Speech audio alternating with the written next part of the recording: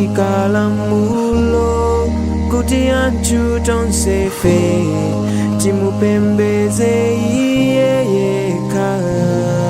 ndi mitima yathu yonse, koma ife tikukanira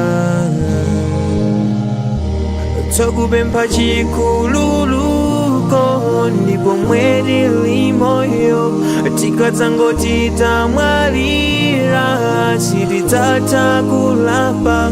kudzatsale kuweruzidwa tsiku loyikikalo chilango cha uchimo chowawa chonde tiganizenso timadzinyenga tokha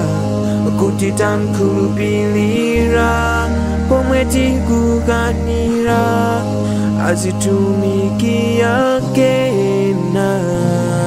ndi kumavomera ena chikhulupiriro chanji chotero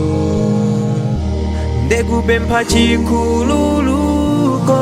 ndipo pomwe tili moyo tikadzangoti tamwalira sitidzatha kulapa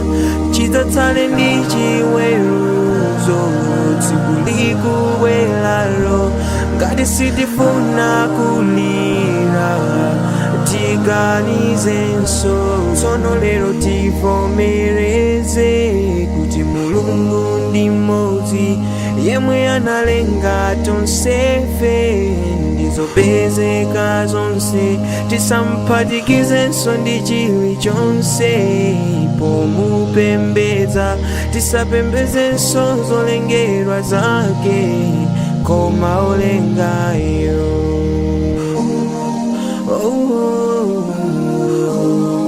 Mwina mwayi wathu womaliza ndi womwewu ndipo tili nayo nthawi yolapa tigwiritse ntchito mwanzeru.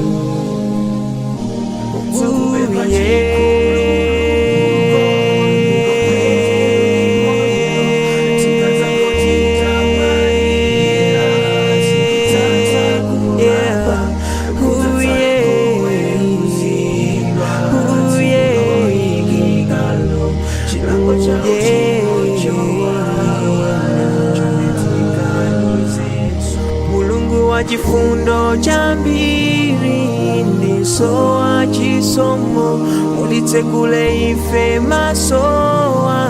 natisonyeza njira palibe ndithu mmodzi mwa ife amafuna kulangidwa tonsefe tikufuna tidzalowe ku paradizo wanu.